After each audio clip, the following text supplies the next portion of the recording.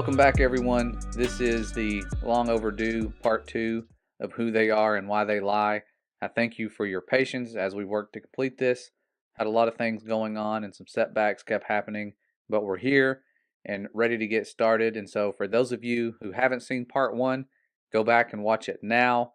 Otherwise, a lot of what we're going to talk about isn't really going to make sense. But for those of you who are ready, we're going to go ahead and get started and just recap what we covered in part 1, which was a little bit of who they are in terms of the key players in the game that they have going on, the deceivers, and some of the connections that they have to the heliocentric model, as well as the history of sun god worship. And so, finding out who they are, a lot of people think that it's all about these different secret societies and people keeping this wisdom, and that's partly true, but that wisdom and that knowledge comes from somewhere. In this battle that we're in, like the word told us, and we've seen this verse many times, that it's not against flesh and blood. So we're going to be looking at the spiritual aspect of this warfare because that's where it originated. We're going to go all the way back to creation and then start moving forward from there. So it's going to be some deeper subjects in terms of the spiritual realm. But the word, I'm going to read this verse real quick. It tells us that we wrestle not against flesh and blood, but against principalities, against powers, against the rulers of the darkness of this world, and against spiritual wickedness in high places. Most of us heard this verse growing up and how to protect yourself by putting on the whole armor of the Father.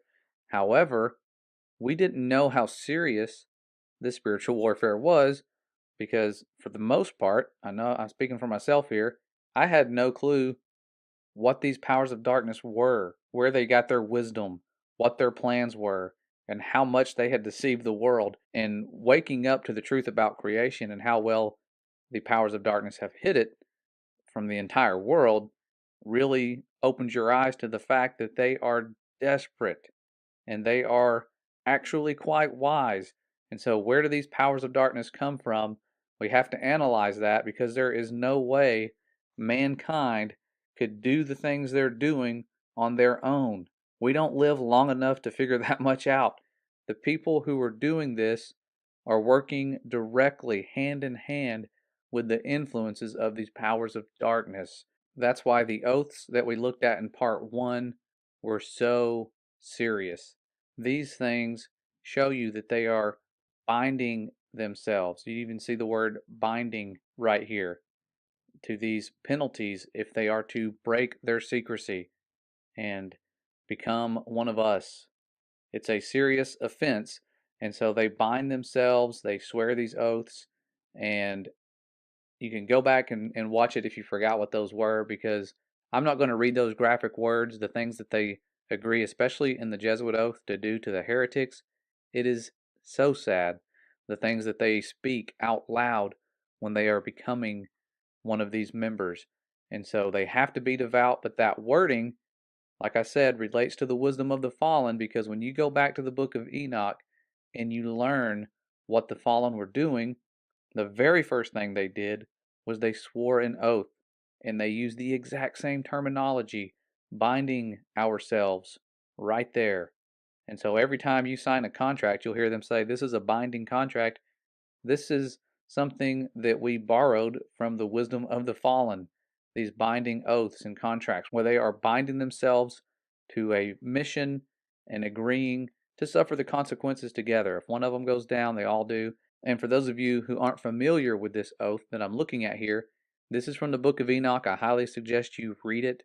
It's extremely fascinating, the things you hear, and it fills in a lot of the missing pieces that answers the questions as to how the world became so corrupt before and after the flood. And we're going to be looking at both of those aspects, before and after. This is before the flood and before the world became as corrupt as it was and needed to be cleansed. And so the watchers came down to Mount Hermon, and this is their pact, or their oath.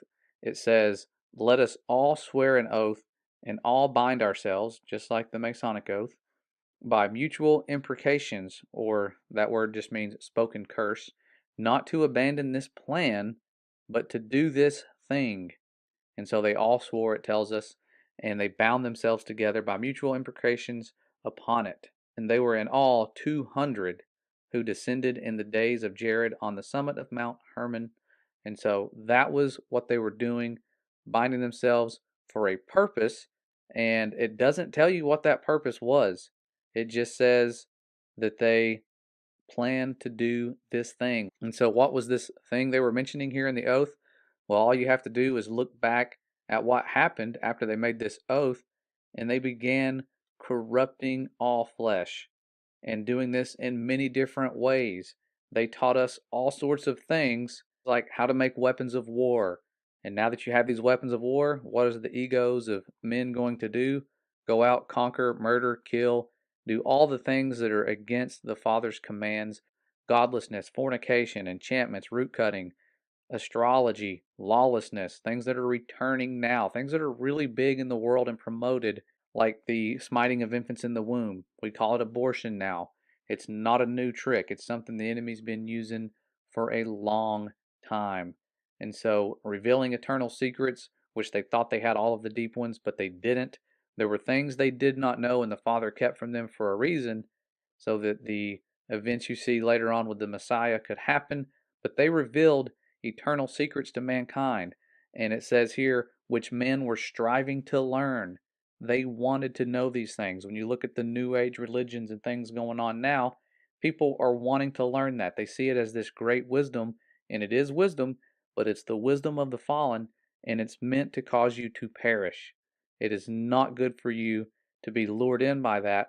But just like in the garden, that cunning serpent knew how to get Eve to break what the Father had commanded them. And what was it about the lie the snake told that made them want to eat of this fruit? Well, it was that same wisdom luring them in. You're going to be wise if you do this. And the serpent even said, because God knows that in the day ye eat thereof, then your eyes shall be opened, and you shall be as gods, knowing good and evil. So this was that lure pulling you in. Oh, you're going to be so wise. You're going to know good and evil. Right now, you just know good. And so that tempting was there.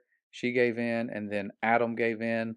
And in that day, he died. And I remember reading that and thinking, you know, Adam didn't die the next day. He woke up, and he moved on. He had kids. All these things happened. He didn't die that day. So why did the Father tell him he would if he ate of this fruit? Well, Jubilees, just to give some of you an answer that have had that same question, in chapter 4 answers this really well. It says, and he lacked 70 years of 1,000 years. This is when he died. So when he died, he lacked 70 years of 1,000 years. For 1,000 years are as one day in the testimony of the heavens. And therefore was it written concerning the tree of knowledge, on the day that ye eat thereof ye shall die. For this reason he did not complete the years of this day, for he died during it. To me, that makes a lot of sense. So he did not complete that day. And if you look at the timeline we're on now, with 1,000 years being a day, or a day 1,000 years, it's interesting because we're approaching the seventh day, which is significant if you've read the creation story. So, a really cool way to look at it there. But that was sort of the first downfall of man. But the wisdom of the fallen we're talking about comes from those watchers, and they corrupted the entire world. Like we said earlier, we needed a flood. And I say the entire world, there was Noah and his family. Those were the only ones that made it out. And so, how did that wisdom of the fallen return? You have a flood, clean start, everything should be good, right? I would think so. However, there are several ways the wisdom of the fallen returned, and one of those has to do with what they produced when they were here. Because when they were in the world and they were disclosing these things, they taught them to their sons. Who were their sons? That's a big deal. So we're going to take another look back in the book of Enoch at what it tells us they did around the time they were making the pact that we looked at. It says, and the angels, the children of the heaven, saw and lusted after them, talking about women, and said to one another, come, let us choose wise from among the children of men, and beget us children. And all the others together with them took unto themselves wives, and each chose for himself one. And they began to go in unto them, and to defile themselves with them. And they taught them charms and enchantments and cutting of roots, and made them acquainted with plants. And they became pregnant, and they bare great giants. And so that right there is referencing their sons. This becomes what would later be called their beloved, but it says their sons as a punishment for what they did when they corrupted the world would have to slay each other. And so it says here, and when their sons have slain one another, and they have seen the destruction of their beloved ones, talking about their sons, their beloved sons, bind them fast for 70 generations. So the fallen were to be bound up, and it says, in the valleys of the earth till the day of their judgment, and of their consummation till the judgment that is forever and ever is consummated. So they were bound up. That's why I was asking the question, how did the wisdom return? Well, they taught their wisdom to their sons. What happened to their sons? I thought they just killed themselves and destroyed each other. Sort of Rob Skiba called it a clash of the titans, and it's what a lot of Greek mythology is most likely based on, the clash of these titans here. So these giants who were produced from the spirits and flesh, it says, shall be called evil spirits upon the earth, and on the earth shall be their dwelling. Evil spirits have proceeded from their bodies because they are born from men and from the holy watchers is their beginning and primal origin. They shall be evil spirits on the earth. So when you hear about these evil spirits tormenting mankind, that's their origin. They are angry. Their punishment was to slay each other in this battle while their parents watched them. And so they went from being these massive, destructive creatures to now destroying each other, and then their spirits lived on. And when it tells us what these evil spirits actually do now, it says, and the spirits of the giants afflict, oppress, destroy, attack, do battle, and work destruction on the earth, and cause trouble. They take no food, but nevertheless hunger and thirst, and cause offenses. And these spirits shall rise up against the children of men and against the women, because they have proceeded from them. They are against our Creator. They are against us. They know that the relationship with Him, what that does for us, and they are against Him. And so, after seeing the goals of these evil spirits, it makes sense, given that they were teaching these secret things by the Watchers, that they would continue on that legacy. That's why right now we're seeing the corrupting of all flesh 2.0, because that same wisdom is being shared. You can see it with creation. When you compare the two, the wisdom of the fallen is still there, and it is a lie. It's the wisdom that eliminates the Father and the Son. And we were warned about that when we look back at 1 John. It tells us exactly the goals of these spirits of the Antichrist. There was many of them back then, it says, and they essentially deny the Father and the Son. So that's their goal. We know where they get their wisdom. And so the best way in the modern world to deny the Father and the Son is to replace them with a big bang, some sort of random accident, eliminating the Father's creation model, trying to eliminate Him. And you think, this globe could be this really miraculous model. I mean, it's a pressurized ball in a vacuum.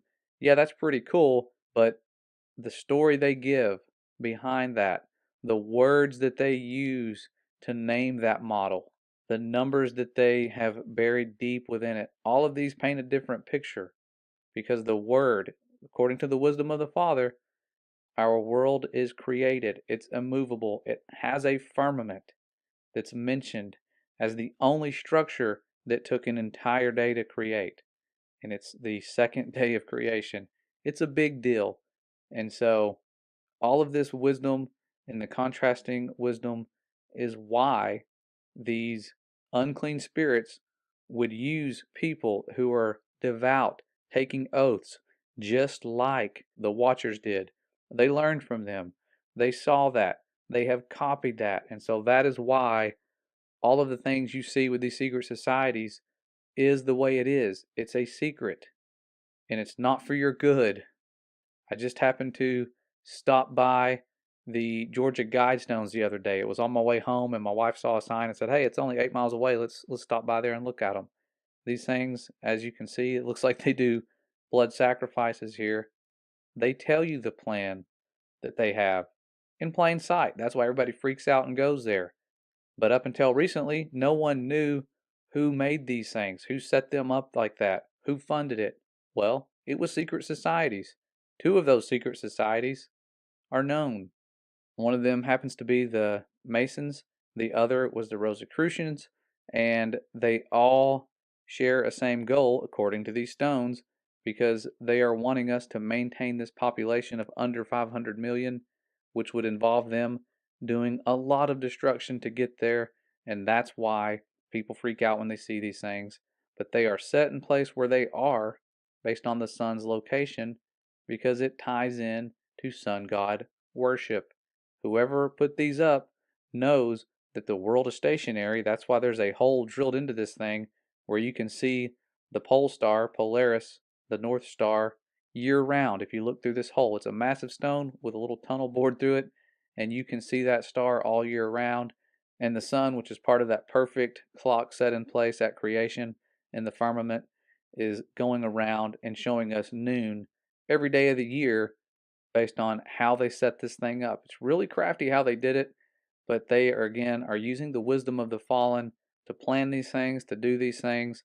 And like my dad says, they might be able to set these stones up, but our Father has the last say. He wins in the end. He gathers us up, and his son will return yet again. And so before that happens, there's a lot of things that are going to go down. The spiritual warfare is going to increase. I'm hearing from a lot of truth seekers that it is just ramping up in their lives. They are getting discouraged. They are under full blown attack. We've experienced some of the same things here. That's why it's taken us so long to get part two out. But the persecution is not that bad yet where we are. I know it's going to get worse. Just take joy in that. It's hard to say that. But the warfare is real. And these powers of darkness we were told about are doing the things that we were warned about, and that is why we see the things we see when we look at those who rule over us. They put those symbols everywhere. And like the book of Jubilees told us in the very beginning, that they will make to themselves high places and groves and graven images, and they will worship each his own graven images so as to go astray, and they will sacrifice their children to demons and to all the works of the error of their hearts. And so they have done exactly that. They even call the place where all the world powers go Bohemian Groves. It is a grove. They're graven images. They even put those graven images in the layout of their domains where they rule over the rest of us and create these phony titles and powers and authorities that everybody submits to. But they do things the way they do for spiritual reasons. That's why there's a broken pentagram right there in the middle of DC. I hate even having this stuff up on the screen because it is demonic. It's of these unclean spirits. That's why they do what they do. That's who they are getting their wisdom from. And that's why when you see the world powers agreeing on something peacefully, it's always something that keeps us in their lies and our minds separated from the truth. And the first two that were a red flag to me when looking into this were keeping Antarctica safe from private exploration. Nothing to see there. They're just studying ice for decades peacefully, but they signed a treaty. And it's one of those things that all world powers did peacefully, and it's been that way throughout the Cold War and every conflict since. But the second thing that they do peacefully occurred at around the same time. They tried to pretend there was some sort of race, and then it was like, okay, now we all get along. Now that America's gone to the moon, and they still just smiling, happy faces, and that's all you see. No matter how long you keep them locked in a tin can, they are just the happiest people out there. And those two things were the two main things until recent times that the world powers worked together with. And now, of course, we have Revelation 18:23, where they are deceiving the world with pharmakia, and they're doing so intensely. If they weren't so intense with it, it wouldn't be such a red flag to everyone. But they are all unified, putting out the same messages, telling the same lies over and over again. And we're not even allowed to question it here. That's why we don't talk about it very much anymore. But the powers that shouldn't be are unified in three things, and they aren't doing so based on their own will. It is the will of those unclean spirits, and prophecies must be fulfilled. We know who wins in the end. Trying to corrupt all flesh is not going to work out for them, it's not going to save them. And for those of you who are waking up to this, be thankful that we have a way out. The Father is calling us out of Babylon and out of Egypt yet again. And it's time to turn to Him and use that example He gave us with His Son to do His will. And when you're in those situations where you're about to endure persecution and you don't want to, but it's inevitable, just say those same words that we were taught by the Messiah when He lived out the example He gave us and said, "Thy will be done." Because it's the toughest thing we can say sometimes. A lot of you right now are having to say that in order to do the right thing. So pray for those who are enduring the persecution. A lot of the people I know in Canada that we are hearing from suffering, wars breaking out as we speak. Just pray for those people. And, iron sharpens iron, they say. Keep building each other up. We need to really be here for each other in these last days because these times are serious, as you can see, and it's time to pursue learning and understanding what we're up against, because if we don't, we're not going to be as serious about putting on that full armor. And that full armor, as we are told, that what's important with that armor above all is taking that shield of faith. And faith means trust. And I'm speaking from experience. When the Father healed me, the last words I was able to speak before His power just consumed me and His love and His mercy and His grace overwhelmed me, the last words I said was, "I trust you." And after I spoke those words, He lifted me up, healed my broken heart, showed me why I was hurting, and just restored so much clarity. Everything made sense. It was just this peace and love that I can't comprehend or put into words. When they say joy unspeakable, that's what it is. You can't speak about it. You want people to experience. All of those of you out there who are hurting and being lied to by these unclean spirits that you're worthless, that the Father doesn't want time with you, those are lies. So ignore those lies of these unclean spirits. Go outside. Know that the same Father who put that firmament where it is on day 2 and created this world wants time with you. And we have free will. He's given us that. Bad things are happening. And it's all because we chose death and these unclean spirits are at work. So stay prepared. Put on that full armor. Know what we're up against. And I hope you guys receive this well. I know it's a lot to take in, but we'll be back soon with some hopefully live hangouts with some guests that I want to share their work and just have you guys answer questions and learn with and study with. But thank you for your patience. I love you guys. You guys are awesome. Stay safe and stay ready.